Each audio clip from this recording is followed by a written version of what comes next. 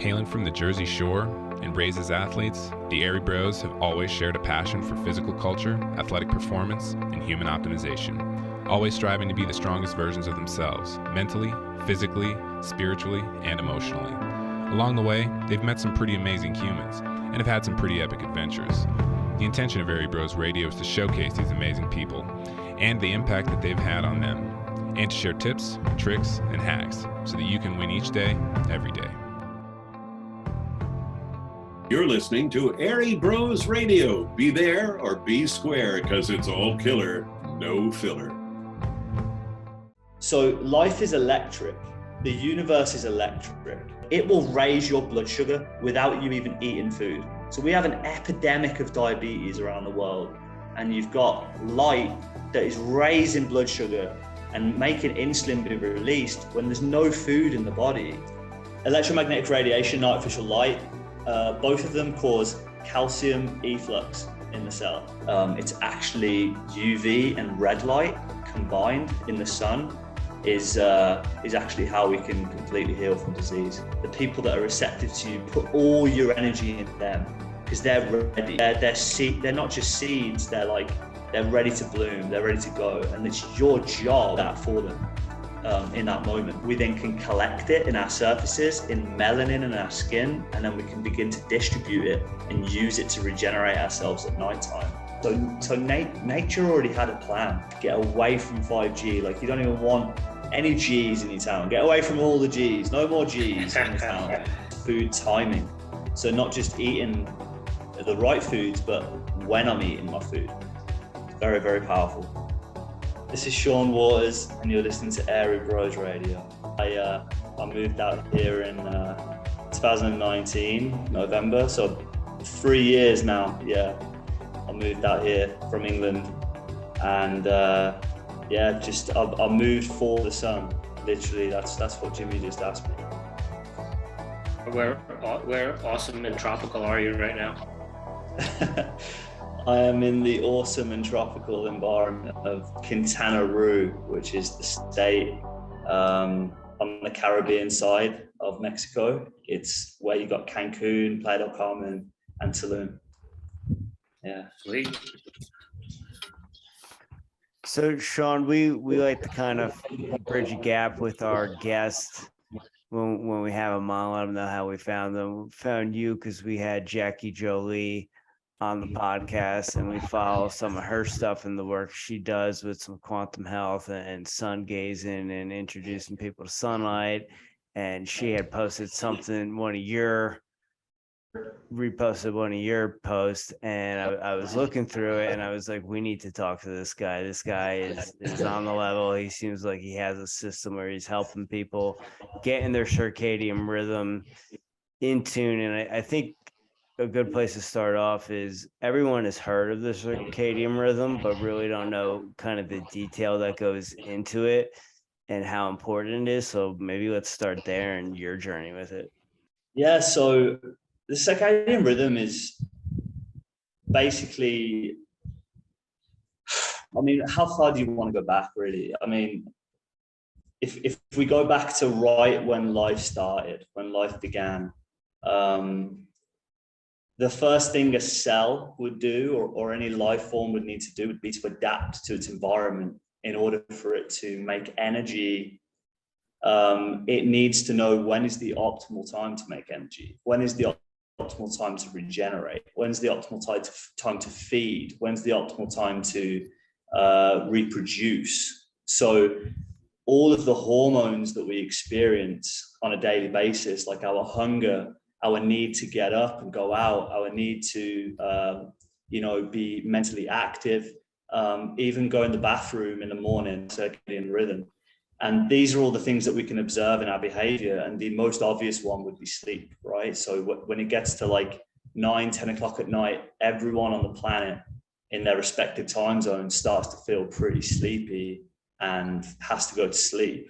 And if they don't observe that, if they force their way through, which I've done many times in my youth, you can see that you start to become delirious. I mean, you can actually die from a lack of sleep quicker than food will kill you. that's how important it is. I think there was actually a story of a guy in there was a book written by Matthew Walker called Why We Sleep, and he talked about a guy that stood in Times Square for like a week. Well, he tried to stay there for a week and stay up for a whole week, and he only got like 2 days in before he started hallucinating. And I think on the third day they had to put him in like a psychiatric ward because he was losing his mind. But they didn't even realize how big of a deal this was until he actually attempted to do it. So yeah, I mean, there's no one on the planet that can go without sleep, and that is probably the ultimate circadian behavior that we all recognize. But there's also circadian rhythms on a deeper level that we probably don't appreciate because we don't have the conscious awareness of these things that are going on. And that's where science is elucidating a lot of that for us. Science has been studying fruit flies since the 70s, and the three researchers who basically looked at the chemical pathways in the body that regulate our circadian rhythms, they brought light. And that's Michael Rochbas, who's one of them, and there's two other guys, can't remember their names, but they won the Nobel Prize in 2017. So that's very recent. So science has only just really began to appreciate the relevance of these things. So that's kind of a rough summary of kind of what it is and what it means to us on a biological level, and how people could probably see it in their lives. And I think the other part of the question was how I got into it, right? Would you want me to go into kind of how I kind of come to appreciate the circadian biology? Yeah. So I was quite ignorant to it, I have to say. Even when I found out about it in 2016, I observed some of the practices. So I bought the blue blockers and stuff, but I was still fairly ignorant on its effect until a little bit later. But I actually was just a regular guy from England. I'm from Birmingham. You guys probably know Black Sabbath, Led Zeppelin. These bands are all from my town. So I love my rock and roll. I love the Rolling Stones. They're like my favorite band in the world. And Sticky Fingers, I don't know if you know them from Australia. I'm loving them at the moment. I don't know if you've heard of them, but I'm all over it. So I'm just, I don't know, I love my rock and roll. And in Birmingham, we go out, everyone drinks. There's a big Irish culture. We all go out, we get drunk. You work all week in the office or on site or wherever you are, and you go out and have a good time. And that's kind of what I was doing. And I was working in construction. And then basically when I was about 16, I started getting like quite bad symptoms in my gut, like IBS kind of symptoms, and they came out of nowhere. And none of my other friends had it, so it was just me kind of going through it. And I struggled with that for about 4 or 5 years, and I started to lose a lot of weight. I got depressed, developed mental health problems, really quite bad. And I didn't really know what was happening, and I went to conventional doctors to figure it out, and they kind of didn't have any answers for me. They would fob me off with some prescription drugs that didn't do anything, until eventually I actually one day had like a bit of a flare up that was really bad, and I was in so much pain, like I actually thought I was going to die. They thought my appendix had burst, but it hadn't actually burst, but they put cameras inside me and found that I had Crohn's disease. And Crohn's disease is like an inflammatory bowel disease, and it's believed to be chronic, like lifelong. Once you've got it, that you're not able to cure it, and you have to be on drugs and to treat it. And most of the time you have to have the parts of the bowel like removed when it happens. But for me, at the time, I've always been into boxing as a kid, but I really was into mixed martial arts at that point. And so at that very moment, I was listening to Joe Rogan's podcast. And so he was a big catalyst for me to start thinking a little bit different with health, because he was having on guests like Dr. Rhonda Patrick, and she's like a wizard in nutrition. I mean, she's absolutely brilliant. So when I got diagnosed, it was actually, it vindicated me that it wasn't just me, that it wasn't something that, because everybody told me that I was just stressed, or there was something in my head, something going wrong. You just need to stop stressing out. That's what's causing your gut issues. But in actuality, it was the reverse. My gut issues were causing my mental health problems. And so as soon as I got out of the hospital, I said, I'm going to reverse this thing. I said to everyone in the room, like my brother, my sister, my mom, said everyone, like, I'm going to reverse this. I'm going to beat it. I'm going to cure it. And so within 6 months, I was off all medication, and I told the doctor, I'm not coming back. Stop sending me letters for consultations. And they were like, you have to, you can't reverse this thing. You're not going to be able to do it. But I've never been back. So yeah, within 6 months, I used nutrition to beat this disease. And then I actually attended a nutrition college, and I met another famous guy who's got a YouTube channel, and I think you guys should probably interview him too. His name's Elliot Overton. And it's funny because our paths have we've kind of gone different paths, but we met at that moment, and he kind of changed me, and I think I changed him. And we've both gone on from that point to kind of go into this space. But he's a lot more nutrition based. But he put me onto a guy called Dr. Jack Cruz, because I was doing ice baths through Wim Hof, and that kind of stuff. I was doing the ice baths. I was doing a lot of nutrition, and Elliot was like, you've got to jump on this Cruz guy if you're doing the ice baths. He's written a whole series called the Cold Thermogenesis series on this cold thing. Like, this is why it works. So I deep dived into it, and I was like, oh my God, this is so deep. Like, I mean, what they were teaching me in nutrition college was biochemistry, like one of the great examples is they say that like an enzyme is a sofa, and it allows two people to come together to exchange, that's kind of the thing. And they sort of see things like one big soup that you just kind of mix things in and chemical reactions happen. Cruz took me to a whole another level of mind splitting, like physics, biophysics. And I couldn't penetrate it. I couldn't get my head around it for quite a long time. But that really challenged me. It really, really, I couldn't stop reading his stuff and all of the recommended books that he recommended. And so that then brought me into the realm of biophysics and circadian biology. And I've been a member of his site for like 5 years since that point. But the funny thing is I actually employed like a low carb diet, a ketogenic diet, and some nutrition, and I was feeling really, really good. So I was doing his stuff, but I actually moved to London from a rural area. And I moved into London because I felt better for the first time in 6 years. I wanted to go live my life down there. It's a great city. There's a lot of fun to be had. And so I went down and loved it for like 8 months. And then my health took another blow at this point.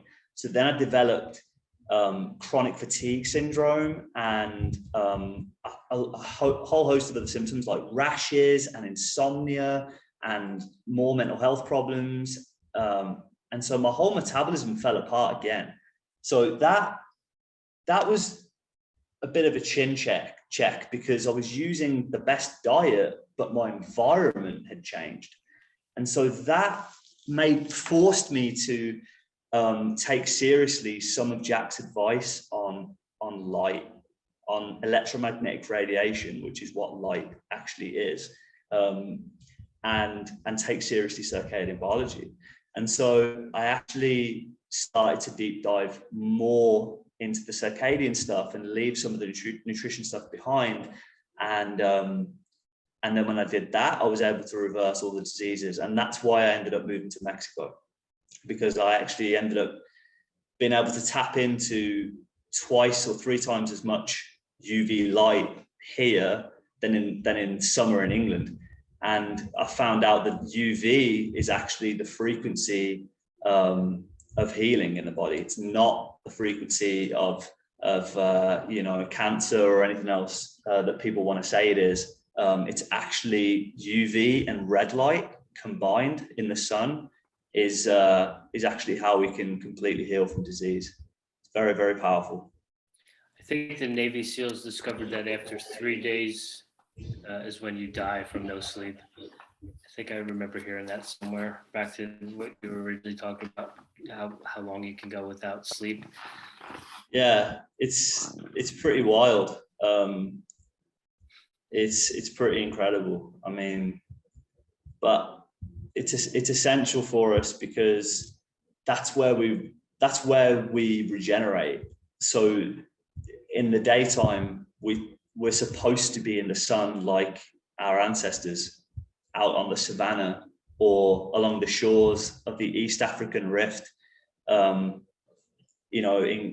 pretty much like Kenya and Tanzania, where we evolved, eating seafood, assimilating a huge amount of omega-3 and carotenoids, which are like chemicals that are in seafood, and like astaxanthin and stuff like that, and assimilating a huge amount of sunlight and UV light while connected to the magnetic fields on that East African Rift. We're connected to the earth with our feet along those shores. And that's how I believe we evolved from a more of a primitive species into a human with a really big, powerful brain. Is the combination of like seafood, magnetism, and strong UV light. And the sleep element, the sleep part of it, is basically how we assimilate all of that energy during the daytime. We then can collect it in our surfaces, in melanin in our skin, and then we can begin to distribute it and use it to regenerate ourselves at nighttime. Yeah, it's pretty incredible stuff. Yeah, the more we get into this stuff with sunlight and grounding and sorts of things, the more I look back on my past. And as a youth, the most and obviously it was because I was younger, but the times when I was the most energized and successful as a college athlete, coming off of the summers when I lifeguarded and I was on the sand 8 hours a day, and I was in the sun 8 to 10 hours a day, 5 to 6 days a week. And I burned the candle at both ends, but I had a lot of energy, and there was no sign of burning out. And as I look back as an adult, and what we've researched, some of the things we experiment with now, I wholeheartedly believe a lot of that has to do with just being a lifeguard and being on the beach for so much time and having my feet in the sand and absorbing so much sunlight. So where did you grow up, if you don't mind me asking? We grew up in New Jersey, on the Jersey Shore. Oh, nice. Yeah. Yeah, I mean, everybody knows it, right? Like, we all kind of know it intuitively. I mean, I went to the beach this morning, and by like the time I was leaving, there was, thousands of people pouring into this beach.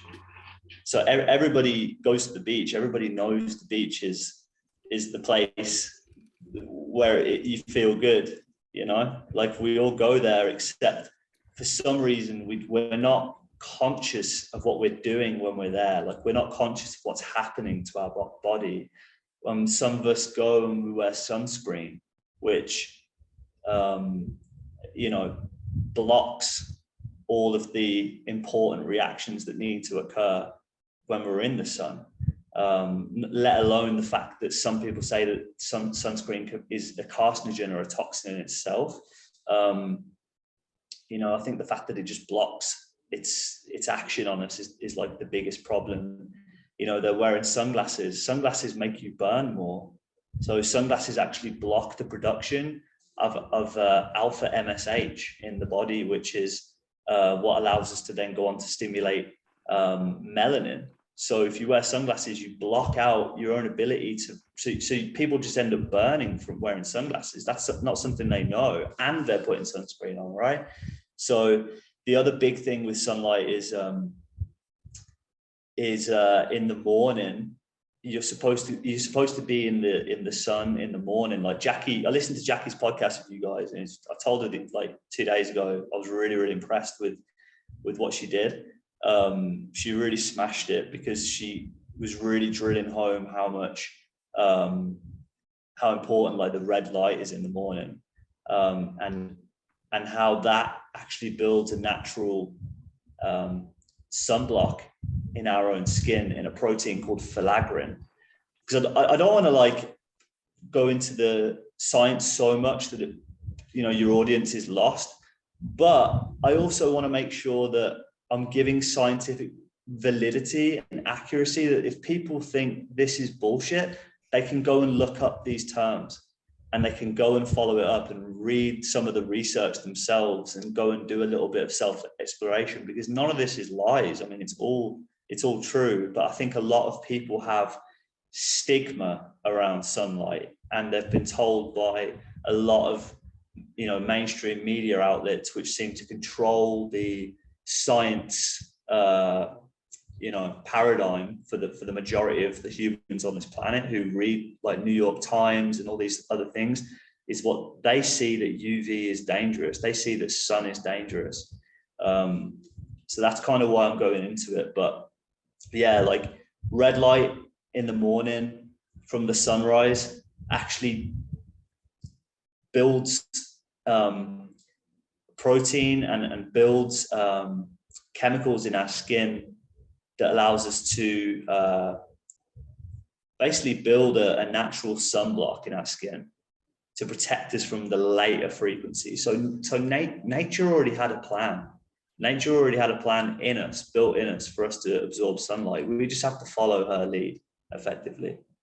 And stop wearing sunglasses, stop wearing sunscreen, and get out in the beach at 6 a.m. and stay out till 12, stay out till 1, and then go in the shade. That's what all the animals do.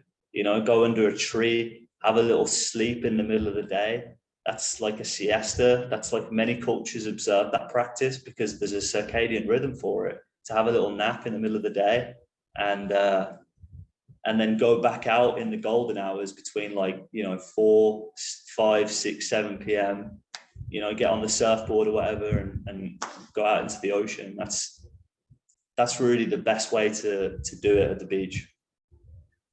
Sean, a lot of points you have brought up that I kind of want to go back and address. And you had mentioned once you moved to London, I believe it was, the environment really becoming a factor with your Crohn's, and you had your diet on point, but you had come to the conclusion there that your diet might have not been as important as you thought.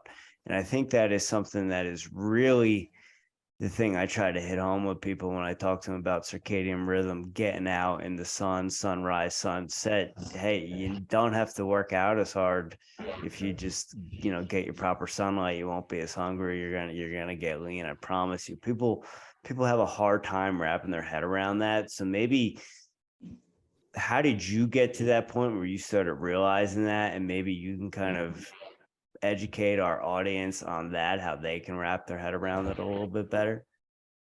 Yeah, so for me, the cool thing, the first thing I want to go back to is that the Crohn's never returned.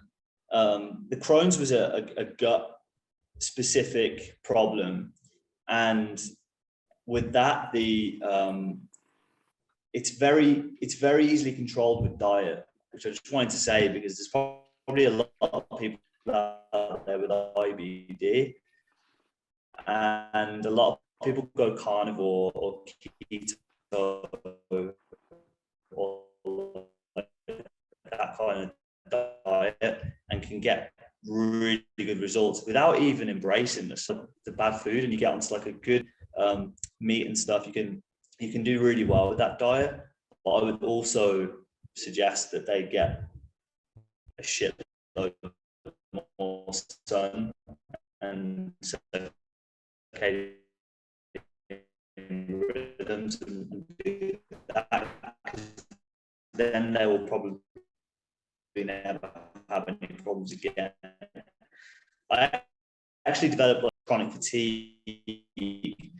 Chronic fatigue is a problem where a lot of people believe it's your adrenals that are stressed. Guys on there saying you need to take they don't do anything. You notice that a lot of the comments, I still have problems.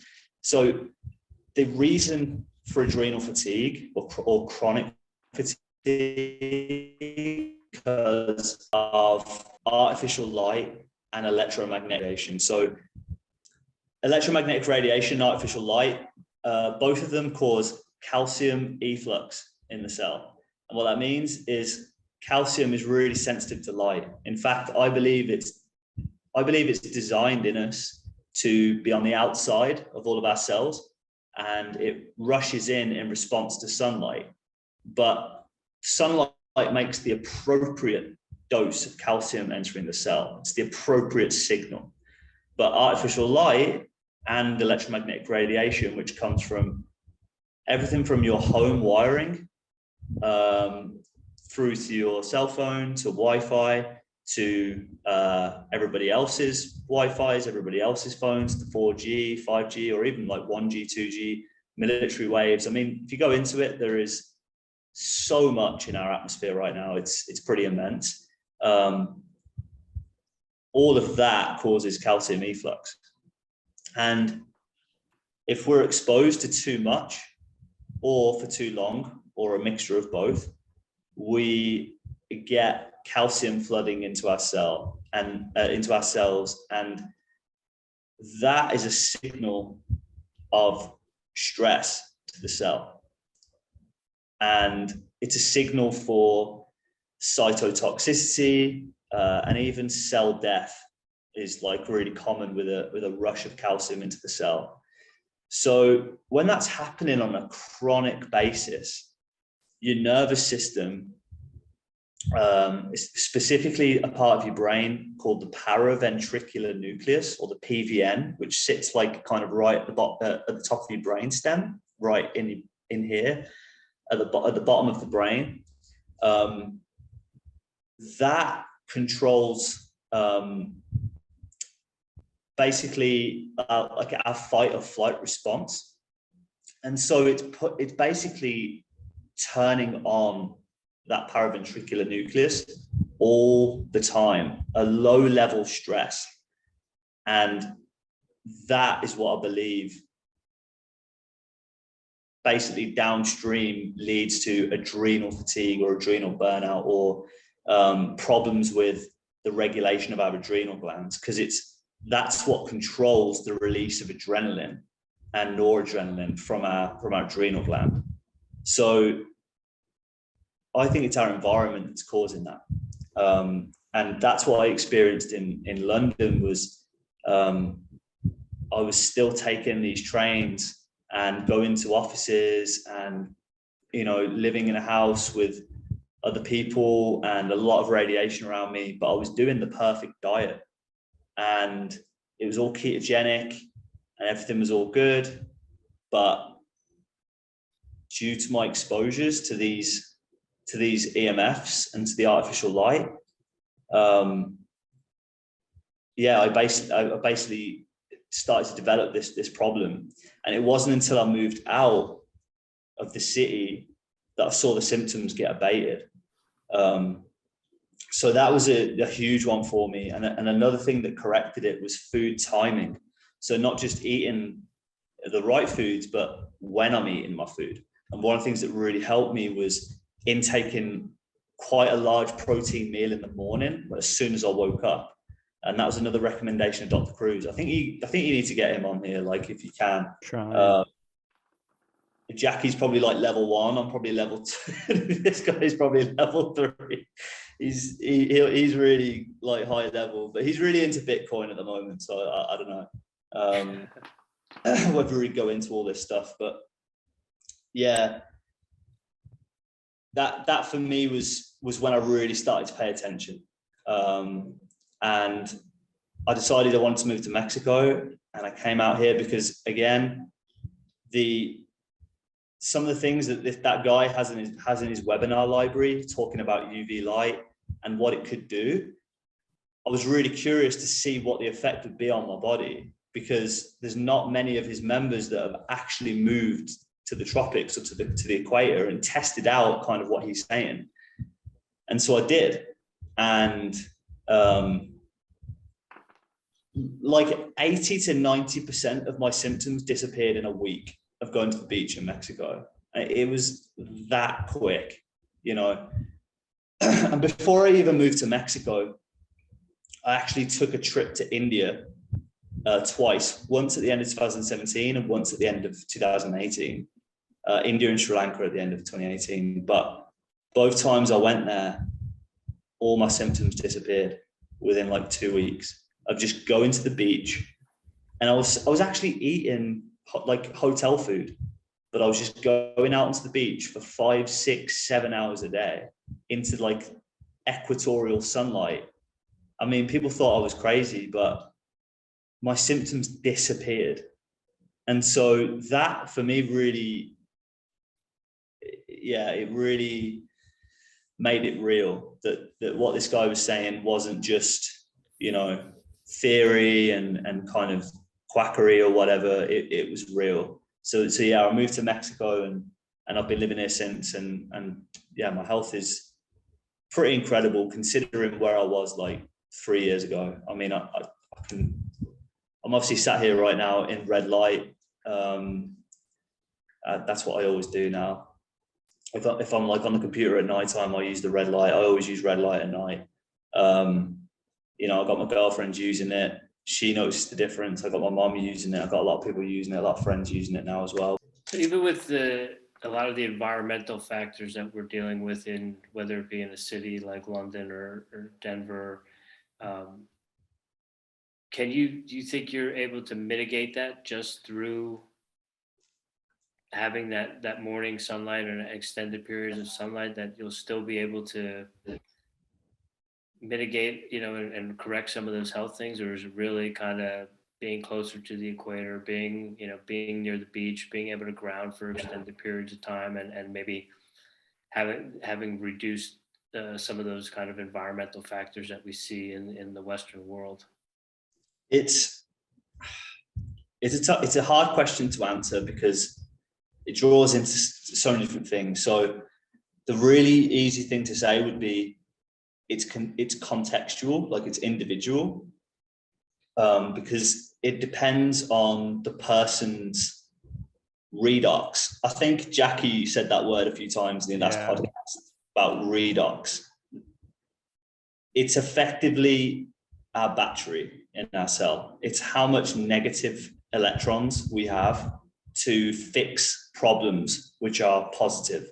They're, you know, inflammation, free radicals, you know, are all like positively charged. But well, they're not always positively charged. Sometimes they're negatively charged. I don't want to say something that's not quite correct, but effectively they're causing inflammation, and we want to basically provide more negatively charged electrons to deal with those. So things that add electrons or give us electrons are the beach, of course, the negatively charged ions of the beach, but you can also get it from just grounding like in your garden, or you can get it from grounding on a mountain in Denver, like in Colorado or wherever. You can get it from the sea air. You know, sunlight is light. It doesn't give us electrons, but what it does when it hits us, it charge separates water. I think you guys may have heard of Gerald Pollack, who's wrote the book, The Fourth Phase of Water. I don't know if you guys have read that book or heard of that guy. But he basically shows that when sunlight hits water, it charge separates it and basically forms a battery where there's a huge amount of negatively charged water. And it's a fourth phase. It's a different type of water. It's not like there's solid, there's liquid, there's gas, and then there's this fourth phase. They actually think there might be a fifth and sixth phase to it, but to keep it simple, there's this fourth phase is generated by sunlight. So that's how it does it to us. It hits the water in our body and it forms it into a battery to give us this negative charge. So life is all about this charge separation. It's all about moving around protons and getting electrons. We get electrons from food, We get electrons, like I say, from grounding, from the earth. So it becomes a bit of a game of what's your current redox potential? Where are you? And what's happening? So that's kind of when I'm working with a client, that's what I want to know. I want to know what's going on with them. I want to try and get a gauge of where their redox potential is. Is it like cancer?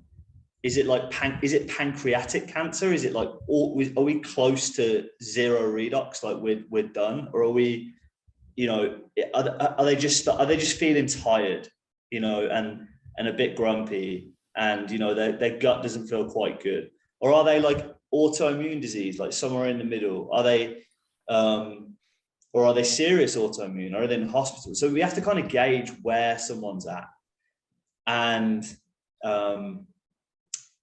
then we need to look at their environment. So if someone's going through that kind of problem, a really severe problem, I would probably say, yeah, like get on the next plane and get yourself down to Mexico and or even more than Mexico, get to the equator, get some serious strong sun, grounding, low EMF, get away from 5G. Like you don't even want any G's in your town. Get away from all the G's. No more G's in the town. Just get yourself somewhere like back in nature and just eat, like a low carb diet, loads of seafood, because again, seafood's the most electron dense food supply. So that's what you want to do. And also getting them into water. Getting people into bodies of water for long periods of time is one of my favorite hacks to give people, because it's so simple. I mean, even a swimming pool, even though it's not ideal because it's got chlorine or whatever in it, it's still so good because water protects us from that EMF. So getting into bodies of water, especially natural bodies of water, is a really easy way to remove yourself from 5G, even when you're in 5G, because it blocks you. So free diving is another amazing hack that you can do, that can actually change the way your body uses oxygen and uses gases, make your mitochondria more efficient. It's an incredible healing tool, free diving, something I really want to get into. So it really depends. So like, I wouldn't want to just say, oh, everyone has to move to Mexico and go to the beach. Well, no, some people do, but most people, I think, would probably do best move into a more rural area if possible, and getting away from large populations and cell towers. Maybe buy an EMF meter and start testing EMF and start thinking about that. Maybe doing something really cheap and really simple, like what I do. I turn off all the circuits in my home, like at the breaker on the fuse board. You can turn off like 5 or 6 rooms and just leave the kitchen on, right? Because you need your fridge, and plug in like a power strip, and then just run extension cords where you need to. Like that will mitigate like so much EMF in your house. You cut out all the wiring where you are, so there's no EMF coming from the home wiring. There's no dirty electricity, which is a huge problem that people miss. Dirty electricity is one of like the worst things. Turn off the Wi-Fi. Things like that are gonna give you so much redox back, like so much redox. Turning your lights off at night, buying a red light, using candles, getting out into nature. You don't necessarily have to get some sun, but you could like in Colorado, you get like way more UV light when you go up higher. So you guys, I think you're at like 5,000 meters elevation, right? Or like 3,000 meters. Or something. It's 5,000 right? feet. So it's like 1,700 meters around there. Yeah. So, okay. So that's pretty high. That's still pretty high. So you still get more UV light. So hiking. So for you guys, it would be, if I was living in Colorado, I'd be spending all my time on the mountain. I'd be like skiing, I'd be snowboarding, I'd be hiking, I'd be lake swimming, I'd be embracing the cold, because the other side of the equation is cold. So life is electric, the universe is electric, and nature uses sunlight at the equator to run life, because it moves electrons, it powers up electrons so they move. So wherever light comes in, strong UV light, that's what Einstein found was the photoelectric effect. As light hits surfaces, like metal surfaces, we generate electrons. Electrons flow from them. So that's how we can power life at the equator. That's how we can reverse disease and power our physiology. But 50% of life is in the Arctic Ocean. So how's that then? Well, that's because cold, the extreme cooling, allows things to become more magnetic. It changes how we can use oxygen. So life can flourish in really cold environments without much sun. And that's kind of how Wim Hof, like the Iceman, how he's doing really good. And so another really important factor is, what is your mitochondrial haplogroup? So you might think, what the hell did he just say? But the things inside us that make energy for us are these little bacteria inside every cell. And there's colonies of them they're called mitochondria. And all complex life evolved with these. In fact, the acquisition of these little bacteria into this giant cell that engulfed them like billions of years ago, that is the ancestor of all animals, all humans, all plants, all life on Earth, all complex life. Before that, it was just bacteria and archaea, these two single cellular bacteria that don't really do anything. You can't see them, they can't build complex structures. But that merger allowed that big cell to make the mitochondria make energy for them.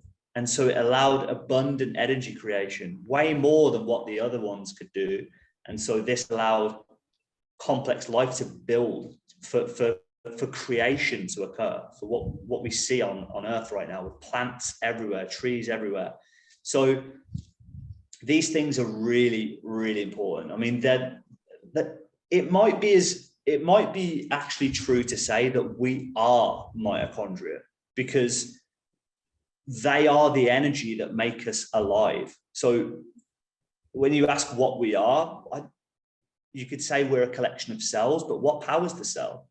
Because the cell without a mitochondria is a bacteria that does nothing. So a cell with a mitochondria is us, or plants, or animals. So I think you could say we're a form of mitochondrial species. And effectively, we all have quite different mitochondria. So the first mitochondria that we discovered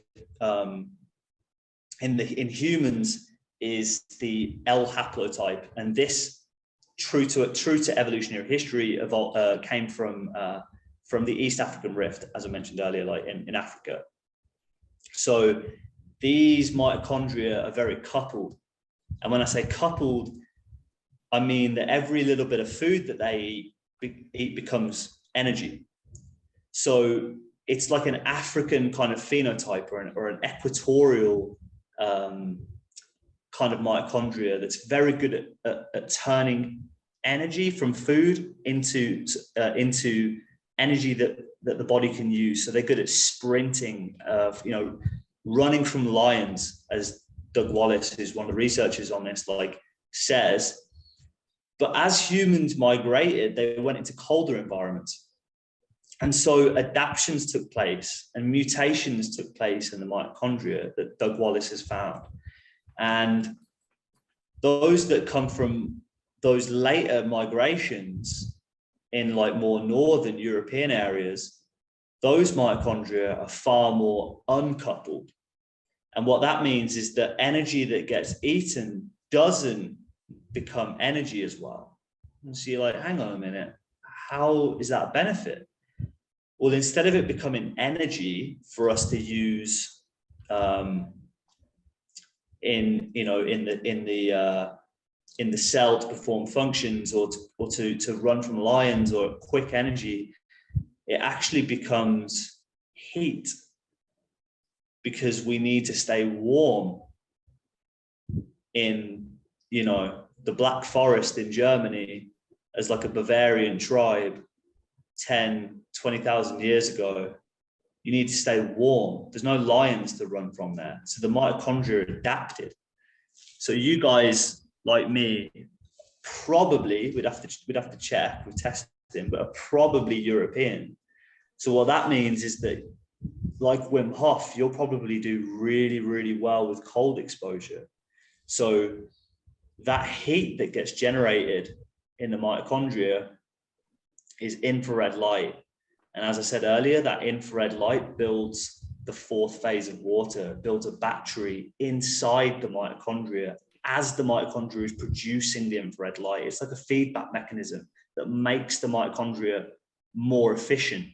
And it's generating that heat from like a motor that's spinning on that membrane ultra fast, and also from the buildup of all these protons, you know, in the mitochondrial membrane that aren't being used to make energy. They build up and have to release their energy as heat. And so that's how, when we get into cold water, we'll shiver. That's our mitochondria making a shiver and producing heat. And sometimes we don't even shiver. Sometimes you'll get into water and you'll just see your skin go red. You'll just be generating heat and you'll be warm to the touch. So there's certain parts of the body that do this better, like the brown fat on the back of the neck and on our back and on our chest, like, is full of mitochondria that's really good at making heat. But that's kind of what I said earlier. It's contextual, because some people can do really well in cold environments, like Colorado or like the Sherpas in the Himalayas. I mean, they do extreme things that scientists can't understand how they're able to do what they're able to do. I mean, they put astronauts, they put military trained personnel to shame with how good they are at what they can do. So yeah, you can use both programs, cold and the sun. Definitely, and Rich has definitely felt the benefits of that cold exposure, and especially that sunlight cold exposure again now in the morning when I'm getting my practice in. And you know, definitely feel, man, it's you know, it's 32 degrees, it's definitely cold in the morning, but when I come in and I thaw out, I definitely feel like I have so much energy and I'm ready to rock. So I definitely can feel that and relate to it. Mentioning the redox potential, is there a way that people can test that, or is it a more of a feel type deal? You can. I mean, you can't really test the redox potential because we haven't got any equipment. We've barely even got technology to look at mitochondria. Truth be told, we're only really able to study what they're doing because they're so tiny. I mean, it's insane. In comparison to the cell, they're like dots. So it would be kind of impossible to sort of go in and test each individual mitochondrial redox potential, but lab tests would show that you've got a good redox potential. One of the things the mitochondria does is it makes water. So everyone thinks that the mitochondria makes ATP, which it does. We make water, and we basically hydrate proteins, and we hydrate things in the cell. And I believe that electricity and energy is found there. That's where I think energy is movement along those proteins, where that water is. I think that's where the magic is happening. I think that's where chi or life force or vital force is. It's where water meets membranes and proteins. I don't believe it's just a chemical that is just energy. I don't think that makes any sense. It doesn't even make statistical sense.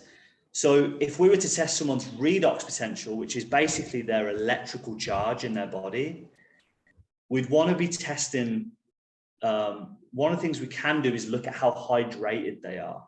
And so one of the tests you can look at is a BUN creatinine ratio. And the optimal ratio is probably 7-1, but it's very, very rare that you find anyone with that these days. Most labs that I look at, people are north of 20, 25, even 30-1. So they're very dehydrated on a cellular level. And another one that I always ask about is vitamin D, because some people, even if they're not getting huge amounts of sunlight, but they're really doing well in a cold environment, will have a decent vitamin D. So if someone comes back to me and they have a vitamin D and they're in like Canada and they've got like, 40 nanograms per deciliter, how is it this high? That's a good sign if they're not destroying their vitamin D levels. So that's a good one to test, but most people will be like below 20. If they're in Canada in like March, most people will be pretty low, and that's not good. But yeah, it's very common. But yeah, the other big one that you pointed to is how you feel. I mean, I don't want to say that if you're absent of symptoms, you're absolutely fine. There's a lot of people out there that look good, like gym going guys, and who feel good, looking good, but then because they've depleted all their stem cells in their body from training under blue light constantly or something like that. So yes, if you're absent of disease, it's generally a good sign. But I would prefer it if you were absent of disease and absent of symptoms and you were feeling really good and you were mitigating EMF, controlling your blue light, using red light, you were sleeping really good. So there's some specific signs, I guess, that I could probably mention here. Like if you wake up in the morning before sunrise without an alarm, that's a really good sign. If you wake up with energy, that's a really good sign. If you wake up with like libido and like your morning wood is like really, that's a good sign as well, because it means blood flow is nitric oxide's working well in your body at the right time too. If your hair quality is good, skin quality, you haven't got like bad breath or any rashes or anything like that. You respond well to exercise. So if you work out and you recover like really quick, or like you don't even go through a recovery period, that can be a really good sign too. So, another one I guess would be like a Bristol stool number 4, like rest or even before breakfast. It's a really good sign. So mentioning those signs, is that usually kind of how you start with people and where you try to lead them to? Is that's kind of the template of, hey, these are how we know you're healthy. This is a checklist, and this is what we're working towards. Yeah, I usually do like a lot more analysis. So I do like to use functional medicine testing, and I like to make people make use of their doctor as well, because in the US you have to pay for them, right? Like, well, you can opt out, but most people in the US like have health insurance, and so you guys have a doctor and stuff. So I think make use of it, get some regular lab tests drawn, get your vitamin D, get a blood chemistry panel, get a hormone panel, stuff like that. And I like to look at those. I like to have as much data as I possibly can. I also like genetic testing too. Like I like seeing what kind of mitochondrial haplotype they've got, if they're uncoupled, if they're coupled, if they've got any sort of genetic SNPs and SAPs, they're called. They're like little mutations on specific just specific pathways in the body for methylation, things like that. So I like to kind of go as deep as possible and get as much data as I can.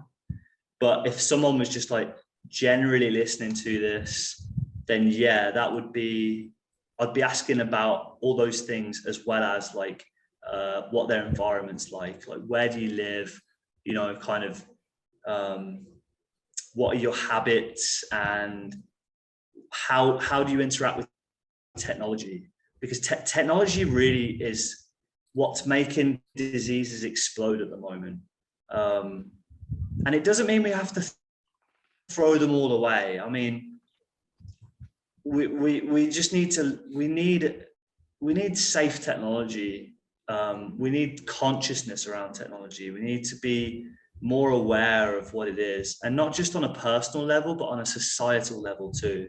We need to start building homes with these things in mind, with circadian biology. We need to start building schools with circadian biology in mind. We need to start making classroom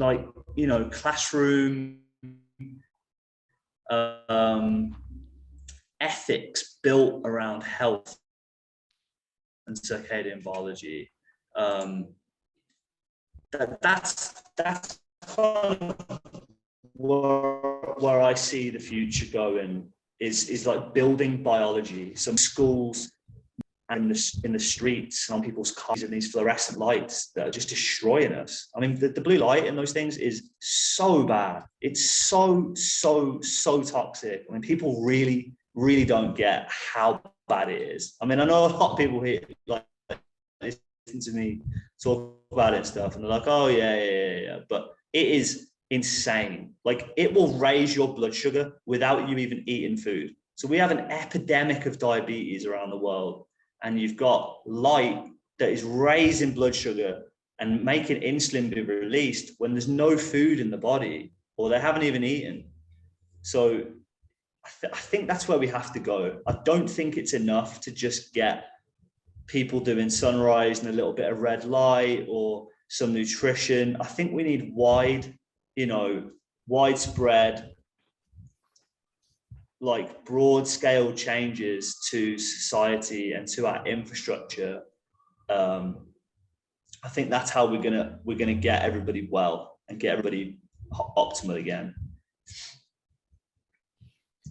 Yeah, I think more and more people are becoming aware of it, and conversations like this are helping getting the word out. You know, you mentioned the fluorescent lights and that raising blood sugar levels, you know, and people not even being aware of that. But then there are still some people out there, when you do present it to them, you know, they think you're crazy, or that it's crazy talk. And I have I'm a teacher right now, so I love blowing the kids' minds, because I say stuff and they're like, that's not true. And then I'm like, look it up, fact check me. And inevitably they'll fact check me. Like, the most recent one was the titanium oxide that is in Skittles. And, with Halloween just coming about, and them all having Skittles in class, and I showed them the article, and then they were looking on the package and they're like, he's right. So little by little, we're changing the world, hopefully. In terms of people becoming aware of things, right? People like learning. You know, I think you guys seem to me like you're quite spiritual. I mean, you like asking some deeper questions, as well as the questions centered around, health and stuff like that. Circadian biology, and that for me is like my end goal, really, is circadian biology, for me to bring in what I think is the most important thing for people's lives, which is a connection to God, or realizing in themselves that they are God, and that this whole, I mean, where are we right now, guys? Like, really, like, who planet called Earth, but we've never left it. It's just this rock in space spinning around. What is space? What is light? Why is light? What and there's so many people on this planet that I don't know, we almost have this illusion that we have it all figured out, we're doing that, and we have these like people that can help people, but in grand scheme of things, I have no idea what's going on. You know, like this is like I am a part of this, like this web, this matrix, this universe, whatever this is. And I think that's the most important thing, is what we're all really yearning to find out is like what we are and the awareness of that. And it's just more and more and more awareness. And I've gotten into yoga quite a lot the last few years, and not just yoga, like hatha yoga, but kriya yoga. Like I don't know if you guys know about Paramahansa Yogananda and the Self-Realization Fellowship, or any of his work, but his stuff is unbelievable. Especially when I was reading it, because they actually have believed in sunbathing like hundreds of years before Jack Cruz and me and Jackie and all these scientists that are now proving it with studies. These people, yogis, have believed in the power of sunbathing for like 1,000 years. You know, it's written in their ancient texts. And so, you know, they believe that we're in cycles of consciousness, right? Like yugas. So right now we're in a real material age. And the reason we're here, they believe, not all religions, but you know, they believe that our souls are here to, I guess, burn off karma or live out a certain existence, and effectively we have to keep reincarnating until we self-realize, until we find our way back to where we originally came from.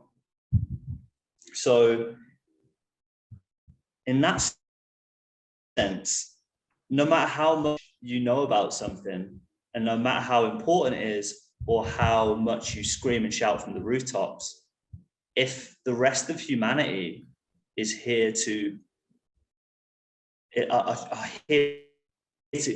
trying to just go through their karma here, that they're not going to be receptive to it.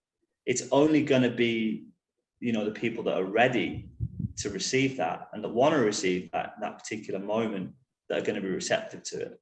And so when I first started out on this journey, like a few years ago, I was getting really frustrated with the fact that, you know, people won't listen, or, you know, they're not, you know, like I'm telling people things that I found revelationary, like things that unlocked my entire existence, you know, UV light, the sun, like healing, traveling to Mexico and changing my life and changing, like this was like unbelievable to me.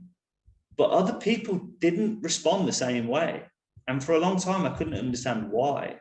Like, why would people not see this the way I do? But that was what got me, well, not what got me into yoga, but that's what a lot of these texts, a lot of these gurus have like kind of helped me explain those questions, and to have a little bit more patience with it, you know, and just the people that come to you, that's who you're supposed to help. The people that are receptive to you, put all your energy in them, because they're ready. They're not just seeds. They're ready to bloom. They're ready to go, and it's your job that for them in that moment. But it's not your duty to do it for the whole of humanity. There's only one being that can do that, or one thing that can do that, and that's God Himself.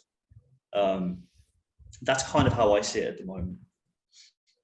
Sean, you are preaching to the choir, my friend, and I think for me, always had a spiritual practice, but getting into the sun gazing really just kind of elevated, because it is that physical, being able to see it every day.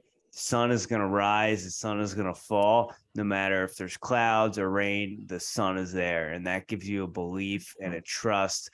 And to me, it's just kind of, it just makes it so obvious, right? I think anyone who has kind of disbelief in anything like that. Get them in front of the sun, get them in a sun gazing practice. It's going to be hard to debate those things, I think. So preaching to the choir there. And I absolutely resonate with what you said, with the people who are in your life are there for a reason, and take care of those people, help them sprout, help them seed. And the ones who aren't there, don't worry about them, worry about, what's in front of you and what you can take care of. So resonate with everything you just said. I want to thank you for your time and the knowledge you have given us this evening. Rich, if you don't have anything else, I say we get into rapid fire. Yeah, I think we could go forever. I would like to, if we could, get another time to schedule another time. I have some specific questions about blood markers and that sort of stuff. Could dive in a little bit deeper, but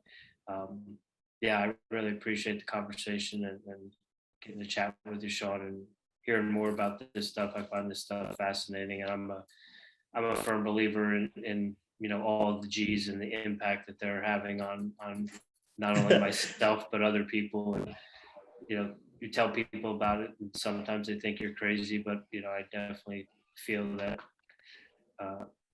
getting into nature and doing those sorts of things. And I'm fortunate where I live right now that I have a plethora of waterfalls around me. So I definitely want to start taking some more time and getting some more of that ionization. And I actually moved pretty close to a natural spring. So I've been drinking natural spring water and only natural spring water, and brushing my teeth with and that sort of stuff. So little by little, taking those baby steps to do the most I can to optimize. And now that we've got the daylight savings time or whatever, I can sit on my front porch here before I go to work and at least get a good 30 minutes of red light, to start the day. So I appreciate the time and the knowledge and the insight. Yeah, take our time, baby steps, because it can be overwhelming, all this stuff.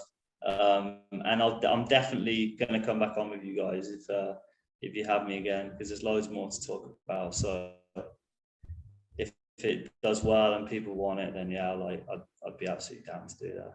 But thank you guys so much. Yeah, thank you. Are you a coffee drinker? I love coffee. How do you take it? How do I like it? How do I take it? Oh, it depends. It depends who's making it. There's a girl here in Tulum. It's called Long Time Coffee Tulum. If you ever come down here, she's from China. She's an absolute wizard. And their coffee's amazing. In it, I usually go for like a bulletproof coffee. I actually really like that bulletproof stuff. You mix the coconut oil and that. But yeah, if she's making it, it's a cortado all day. She's the best. All right. I think we kind of got into it, but Sean, do you have a daily practice or ritual that you do on a regular basis to show up as the strongest version of yourself? Yeah. Every day I get up, and here right now in Tulum, I get on my motorbike, go down to the beach, get the sunrise, get some breakfast.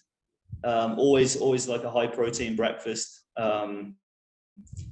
A sort of ketogenic breakfast, and yeah, I like to meditate. I like to do Kriya yoga as much as I can, and just get as much sun as I can in the morning. Get into the ocean. I mean, there's not much better than that, in my experience. Absolutely. What are you listening to right now? Music, audiobooks, podcasts? Are you reading anything? Yeah, I love this band from brilliant. I'm listening to them. I still listen to Joe Rogan a little bit, not so much anymore. And I'm listening to a fair bit about the economy right now, but it's just so negative. So I'm trying to listen to a lot more stuff on like yoga, Kriya yoga, talks from Paramount Yogananda and people like that. Yeah, that's what I'm vibing with at the moment. Do you have anything particular you're subscribing to with the Kriya yoga? Yes. I joined the Self-Realization Fellowship.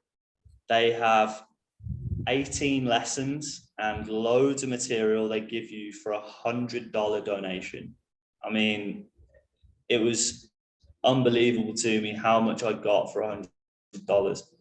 And then if you complete the lessons, and you complete the practices for like 6 to 8 months. That's the minimum, which is like some meditations. They give you some breath work and some exercises.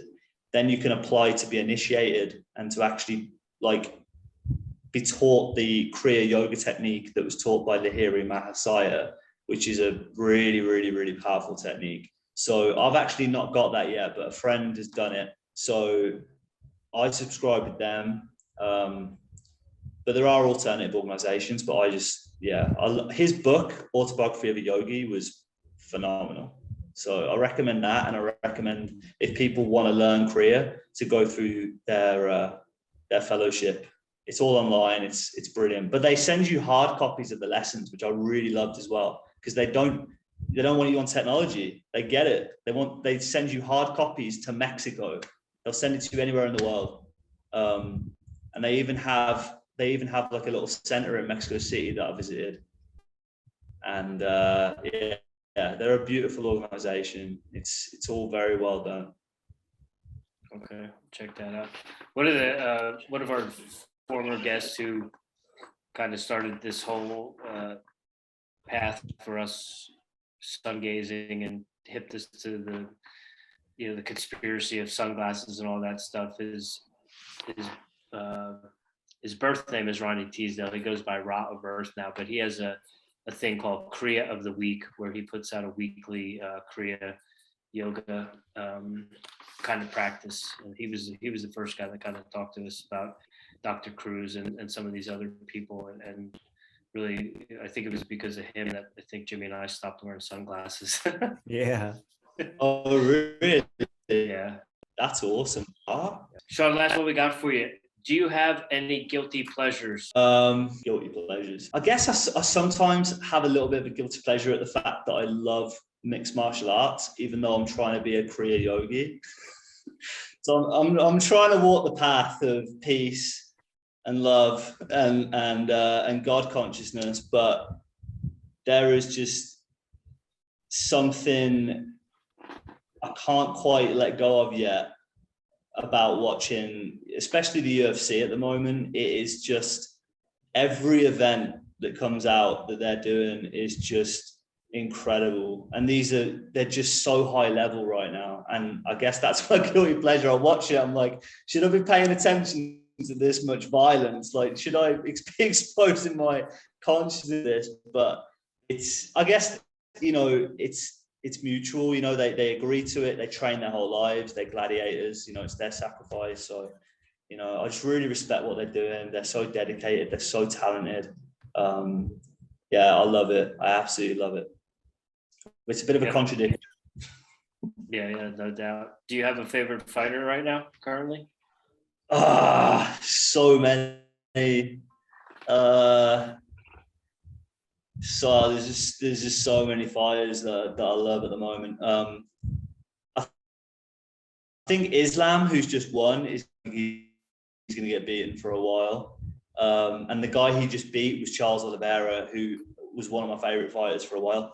But I think all-time favorite fighter, a lot of people say he did steroids and stuff. I love John Jones. I think he's just elite. He's a brilliant fighter, and they're brilliant as well. Yeah, he just needed some handlers to keep him out of trouble. I think he would have had a much different career. Sean, where do you want us to direct everyone? Where can we send them? We'll put everything in the show notes, but if you want to shout anything out on the socials or your website or any of your coaching stuff. So everywhere is at The Body Clock. At The Body Clock on Instagram, at The Body Clock on Facebook.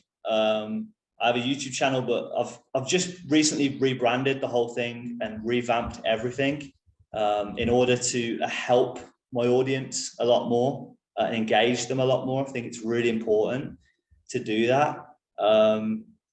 And so YouTube, I haven't quite got going yet, but yeah, Instagram is starting to pop off and Facebook too. Just at The Body Clock. You can message me there if you want to work with me, or go to my website, which is www.thebodyclock.co, and you'll find my website there and my blogs too. Sean, thank you for your time tonight. Thank you for hopping on the call, international call this evening. We greatly appreciate it, and keep doing your work and spreading the message of the sun and circadian health. Thanks so much, guys. It's been a real pleasure. You're some really, really cool dudes. And yeah, I look forward to speaking to you again, man. Thank you, Sean. Have a great night. Thank you for your time. You too. Take care. Bye-bye. Bye.